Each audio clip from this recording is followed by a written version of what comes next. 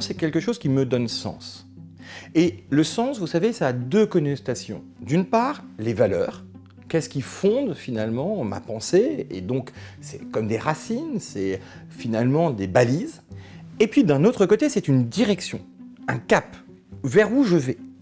Et c'est très important d'avoir cela parce que, en fait, c'est à la fois l'articulation entre des racines, quelles sont les valeurs sur lesquelles je sais que je suis constitué, et bien évidemment, vers où je vais, c'est-à-dire finalement des racines et des ailes.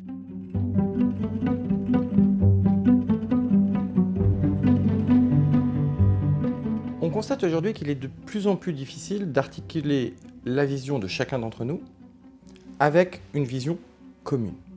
Pourquoi? Parce que nous sommes confrontés à une complexité de défis, à la fois écologiques, économiques, sociaux, environnementaux, qui finalement nous questionnent sur notre capacité à nous réconcilier entre ce qui est mes justes aspirations et une capacité collective à assurer les transitions qui sont devant.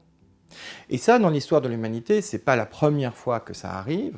C'est justement les moments où finalement il est très difficile d'avoir une vision commune et qu'il faut se donner le temps de pouvoir la reconstruire ensemble. Or, dans notre société, grosso modo depuis les années 70, le temps est devenu notre ennemi et non plus notre allié.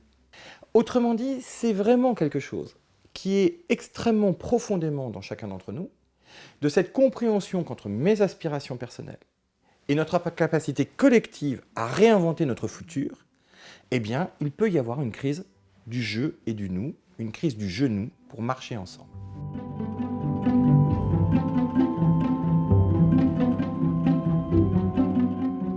Lorsqu'il faut réinventer cette logique, seule l'action me met en capacité de contribuer moi-même à la reconstruction d'une vision collective. Et là, le fait que nous n'ayons pas encore une vision collective n'est plus un frein.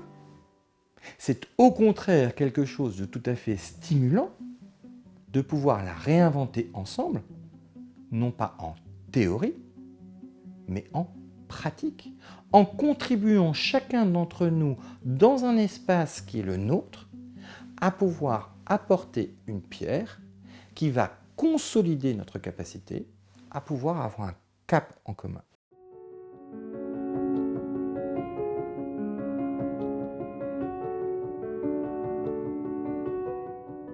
La vision, c'est une solution.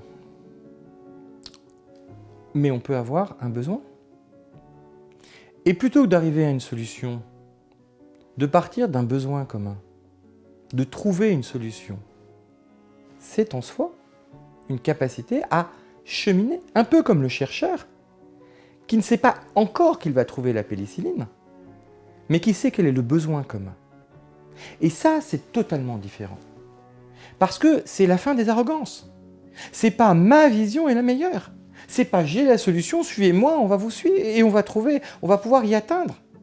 C'est bien, nous avons un besoin dont aucun d'entre nous ne peut prétendre avoir résolu, mais si chacun d'entre nous fait l'effort d'aller vers un autre différent, alors oui, nous allons pouvoir répondre à ce besoin commun. Je vous donne un exemple très concret. Lorsque la FM Téléthon, il y a 70 ans, les parents voient mourir leurs enfants des maladies neuromusculaires. Ils savent bien qu'ils ne vont pas pouvoir guérir leurs enfants. Mais ils se disent, comment faisons-nous, nous, pour que jamais d'autres parents ne vivent le terrible drame qui est le nôtre? Et là commence un combat contre le temps pour être en capacité de soigner. Pas un combat immédiat dont la réponse est immédiate, mais un besoin commun de pouvoir trouver une solution impossible à l'époque. Eh bien, c'est pour ça. C'est grâce à ce besoin commun, c'est grâce à cette croyance à l'époque que ce qui était impossible peut devenir possible, que nous avons aujourd'hui, grâce aux thérapies génétiques et cellulaires, non seulement les capacités de croire que c'est possible, que ces maladies qui sont les plus complexes des maladies rares peuvent souvent être soignées, et que donc nous avons sauvé des enfants dont 10 ans encore en arrière nous pensions que ce serait impossible.